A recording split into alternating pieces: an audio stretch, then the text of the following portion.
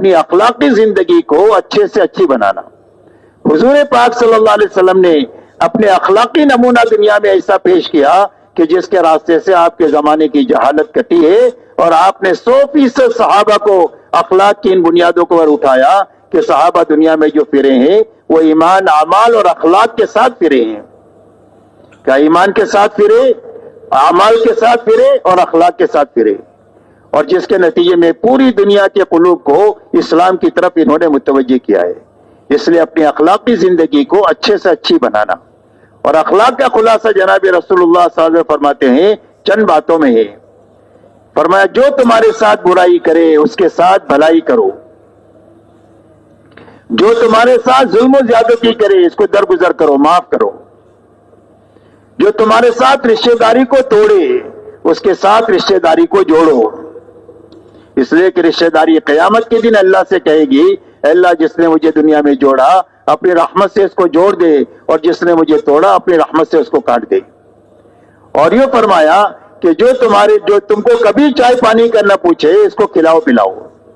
فرمایا اولین اور آخرین کے اخلاق ہے، برائی کرے اس کے ساتھ بھلائی کرنا، ظلم و زیادتی کرے اس کو معاف کرنا، درگزر کرنا، رشتہ داری کو جو ہر حال میں جوڑے رکھنا، اور جو چائے پانی نہ پوچھے اس کو کھلانا پلانا۔ فرمایا اولین اور آخرین کے اخلاق ہے۔ حضور پاک صلی اللہ علیہ وسلم پوری زندگی انہی اخلاق کے ساتھ اپنی زندگی گزارتے ہوئے جب آپ فاتحانہ طور پر مکہ مکرمہ میں داخل ہوئے ہیں اپنے 10,000 صحابہ کے ساتھ میں، اور مکہ میں وہ لوگ موجود ہیں جنہوں نے آپ کے راستے میں کانٹے بچھائے تھے، آپ کے اوپر اونٹ کی ہوش ڈالی تھی، آپ کے خباب کو، خبیب کو، عمار، یاسر کو، بلال کو ستایا تھا، حضرت سمیہ کو شہید کیا تھا، آپ کی بیٹی زینب کو نیزہ مارا تھا، یہ لوگ موجود ہیں، آپ نے کسی سے بدلہ نہیں لیا۔ آپ نے بیت اللہ کی چوکھٹ پکڑ کر کے یہ فتوایا یہ بتاؤ میں تمہارے ساتھ کیا معاملہ کروں گا؟ تو انہوں نے کہا اخن کریم ابن اخن کریم۔ فرمایا آپ تو بھلے ہیں، بھلوں کی اولاد ہیں، ہم آپ سے بھلائی کی امید رکھتے ہیں۔ آپ نے فرمایا میں تمہارے ساتھ وہ معاملہ کروں گا جو میرے بھائی یوسف نبی نے اپنے بھائیوں کے ساتھ کیا تھا، کہ جن بھائیوں نے اتنے حالات سے گزارا یوسف علیہ السلام کو، جب یہ بھوکے ان کے پاس پہنچے ہیں تو فرمایا لا تثریب علیکم اليوم، کوئی لان تان تمہارے پر نہیں، اللہ تمہیں معاف کر دے، ہم نے تم کو معاف کر دیا۔ آپ نے فرمایا انتم الطلقاء، جاؤ تم سارے کے سارے آزاد ہو۔ مکہ والے کہتے ہیں ہم کو ایسا لگ رہا تھا کہ ہم اپنے قبروں سے اٹھے اور ہم کو نئی زندگی ملی۔ حضور پاک صلی اللہ علیہ وسلم ان اخلاقی زندگیوں کو لے کر آئے ہیں، اسی لیے آپ یہ فرماتے ہیں کہ تم میں سب سے زیادہ کامل ایمان والا وہ ہے جو اچھے اخلاق والا ہے۔ قیامت کے دن آدمی کے عمل نامے میں سب سے زیادہ وزنی چیز اس کے اچھے اخلاق ہوں گے، جس سے اس کے وزن کا ترازو جھک جائے گا، وہ اچھے اخلاق کی وجہ سے۔ اور یہ فرمایا حدیث پاک میں کہ اکثر لوگ جنت میں جائیں گے تقوی کی وجہ سے اور اچھے اخلاق کی وجہ سے، اور اکثر لوگ جہنم میں جائیں گے زبان کی غلطی کی وجہ سے اور شرمگاہ کی غلطی کی وجہ سے، اکثر لوگ جہنم میں جائیں گے۔ اس لیے میرے دوستو اپنی اخلاقی زندگی کو اچھے سے اچھی بناتے ہوئے اپنی زندگی ایسی گزارنا کہ اپنوں کے ساتھ بھی اخلاق اور پرایوں کے ساتھ بھی اخلاق۔ حضور صلی اللہ علیہ وسلم ایسی زندگی لے کر آئے ہیں جس میں سب کے حقوق بتلائے گئے ہیں، اپنے ماں باپ کے، اپنے بیوی بچوں کے، اپنے بھائی بہنوں کے، اپنے پڑوسیوں کے، اپنے گاہکوں کے، اپنے سیٹ کے، اور دنیا میں برادر وطن ہیں ان کے، اور دنیا میں جتنے لوگ ہیں سب کے ساتھ بھلائی کا حکم لے کر آئے۔ یہاں تک کہ جانوروں تک کے حقوق بتلائے گئے کہ اگر آپ سواری کرتے ہیں تو سواری کا کام پورا ہو جائے تو فوراً اس پر اتر جاؤ، اس کو ممبر نہ بناؤ۔ جانور اگر حلال کرنا ہے، ذبح کرنا ہے تو تیز چھری سے کرو تاکہ جلدی سے اس کی جان نکل جائے۔ جانور پال کے رکھا ہے تو اس کے چارے کا، گھاس کا، دانے کا اس کا انتظام کرو تاکہ اس کو تکلیف نہ ہو۔ جتنا کام لیتے ہو اس سے زیادہ اس کا خیال رکھو۔ اس لیے میرے دوستو اپنی اخلاقی زندگی کو اچھے سے اچھی بنانا، اسی کے ساتھ میں اس دنیا میں رہتے ہوئے اپنی منزل اللہ کو اور آخرت کو بنانا۔ اللہ نے ہم کو دنیا میں ملک و مال کے لیے پیدا ہی نہیں کیا۔ ملک و مال میرے دوستو یہ ہماری ضرورتیں ہیں، اور جب ہماری زندگی مقصد پر آئے گی تو ہماری ضرورتوں کے پورا کرنے کا اللہ وہ غیبی انتظام کریں گے جس کو میں آپ سوچ بھی نہیں سکتے۔ اس لیے میرے دوستو اپنی منزل اللہ کو بنانا، آخرت کو بنانا، آپ نے پوری امت کو اللہ پر اور آخرت پر اٹھایا ہے. اسی لیے انصار مدینہ جب حضور صلی اللہ علیہ وسلم کے پاس تشریف لائے تو انہوں نے اللہ کے نبی صلی اللہ علیہ وسلم نے فرمایا الا ما نبایعک یا رسول اللہ، اللہ کے رسول آپ ہم سے کس چیز پر بیعت چاہتے ہیں؟ یعنی اگر آپ کی بات کو قبول کریں گے تو ہم کو کیا کرنا پڑے گا، یہ معنی ہے بیعت کے. تو آپ نے فرمایا تبایعونی علی السمع والطاعہ فی المنشط والمکرہ، فرمایا اس بات پر بیعت کرو کہ میری بات کو سنو گے اور مانو گے، تمہارا جی چاہے تو اور نہ چاہے تو. یہ پہلی شرط بتائی آپ نے، میری بات کو سنو گے اور مانو گے، جی چاہے تو اور نہ چاہے تو. والنفقہ فی العسر والیسر، دین کے لیے خرچ کرو گے چاہے تنگی ہوگی تو، فراقی کی حالت ہوگی تو، اس پر بیعت کرو. وعلی الامر بالمعروف والنہی عن المنکر، اس بات پر بیعت کرو کہ بھلائی کو دنیا میں پھیلانے کا کام کرو گے اور برائی کو دنیا سے مٹانے کی اپنی تمام طاقت لگاؤ گے، اس پر بیعت کرو. وَلَا أَن تَقُولُوا فِي اللَّهِ حَقٌّ وَلَا لَا تَخَافُوا فِي اللَّهِ لَوْمَةَ لَائِمٍ، اور ہر حال میں حق بات حق طریقے سے کہو گے اور اس میں کسی ملامت کرنے والے کی ملامت سے ڈرو گے نہیں کہ کون کیا کہے گا کیا کرے گا، اس کی ملامت سے ڈرے بغیر حق بات کو حق طریقے سے کہو گے، اس پر بیعت کرو.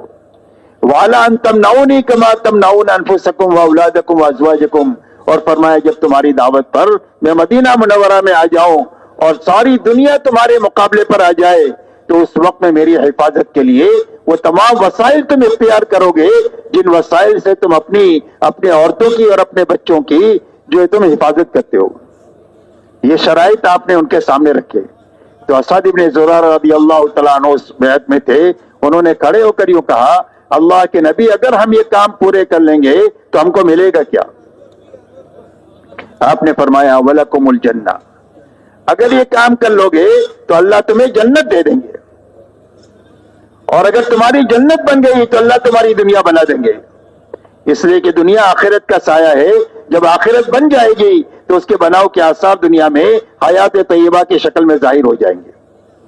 حالانکہ حضور صلی اللہ علیہ وسلم کے علم میں یہ بات تھی کہ اس محنت کا انجام یہ ہے کہ بڑی بڑی طاقتیں زیر ہوگی، یہ آپ کے علم میں یہ بات تھی.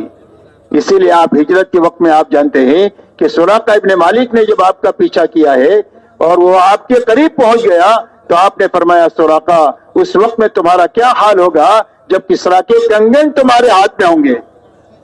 یہ آپ بشارت دے رہے ہیں ان کو کہ کسریٰ فتح ہوگا اور اس کے کنگن تمہارے ہاتھ میں آئیں گے. عدی بن حاتم آئے تو آپ نے فرمایا عدی اسلام کیوں نہیں قبول کرتے؟ تو انہوں نے کہا میں بھی اپنا ایک مذہب پر ہوں. فرمایا تمہارے مذہب کو میں تم سے زیادہ جانتا ہوں، تم اپنے ماننے والوں سے مال جو وصول کرتے ہو تمہارے دین میں حلال ہے. تو شرم کے مارے ان کی نگاہ جھک گئی. پھر آپ نے فرمایا میں بتاؤں کیوں تم اسلام قبول نہیں کرتے؟ تمہارے اسلام نہ قبول کرنے کی وجہ یہ ہے کہ تم ہمارے چاروں طرف کمزور لوگوں کو دیکھ رہے ہو کہ جن کے پاس کپڑے نہیں ہے پہننے کے لیے، جن کے پاس سواری کے لیے سواری نہیں ہے، جن کے پاس کھانے کے لیے لقمہ نہیں ہے، سب کی سب بھوک کی وجہ سے گر جا رہی ہے، اور تم بڑے آدمی ہو ان کمزور لوگوں کے ساتھ میں بیٹھنا پسند نہیں کرتے، اس لیے اسلام قبول نہیں کرتے. لیکن آپ نے فرمایا عدی یاد رکھو ایک دن ایسا آنے والا ہے کہ اس مدینہ میں سارے زکوٰۃ کے دینے والے ہوں گے، کوئی زکوٰۃ کا لینے والا نہیں ہوگا. اور فرمایا ہماری محنت کے اثرات دنیا میں یہ ہوں گے کہ کسریٰ اور قیصر فتح ہوں گے اور ان فتح کرنے والے میں تم بھی ہوں گے. اور ہماری محنت کے اثرات پوری دنیا میں یہ مرتب ہوں گے کہ ایک لڑکی صنع یمن سے چل کر مکہ مدینہ آئے گی، نہ اس کو اپنے عصمت کے لٹنے کا خوف ہوگا اور نہ زیورات کے چوری ہونے کا خوف ہوگا، اتنا امن و امان پوری دنیا میں قائم ہوگا. میرے محترم بزرگوں دوستو، حضور صلی اللہ علیہ وسلم کے علم میں یہ ہونے کے باوجود کہ دنیا میں یہ فتوحات ہوگی، آپ نے امت کو ملک و مال کی بنیاد پر نہیں اٹھایا بلکہ صرف آخرت کی بنیاد پر اٹھایا. اس لیے میرے دوستو ہماری مقصد اپنی زندگی کا اللہ کو بنانا کہ جو کام بھی کریں گے اللہ راضی ہو جائے، اور کوئی غرض نہیں ہماری. کوئی بھی کام کریں گے آخرت کو سامنے رکھ کر کریں گے کہ ہماری آخرت بن جائے، اور کچھ نہیں چاہیے ہم کو. اسی کو مقصد بنا کر جئیں گے، اسی پر مریں گے. یہ میرے دوستو یہ مبارک زندگی وہ ہے کہ جو امت کے مسائل کو حل کر دے گی. امت جن مسائل سے دوچار ہے ان مسائل کے حل کا راستہ صرف یہ مبارک زندگی ہے. اور انسانیت جن مسائل سے دوچار ہے اور جس تباہی کی طرف وہ تیزی کے ساتھ جا رہی ہے اس تباہی سے نکلے کا راستہ صرف یہ مبارک زندگی ہے. انسانیت کے مسائل اور کسی طرح سے حل نہیں ہو سکتے ہیں.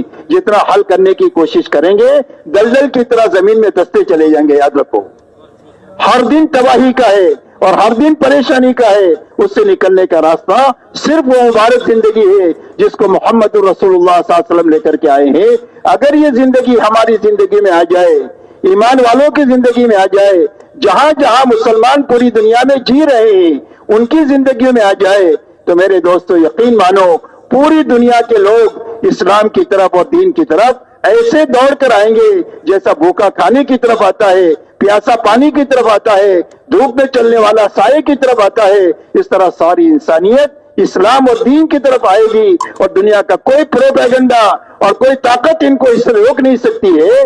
صرف یہ ہے کہ یہ مبارک زندگی پوری امت میں زندہ ہو جائے. میرے دوستو دعوت و تبلیغ کی محنت سے اس مبارک زندگی کو زندہ کرنے کی محنت ہے کہ ہر ایمان والا اپنے بس کی طاقت لگائے اپنی زندگی میں دین لانے کی اور پوری امت میں دین لانے کی.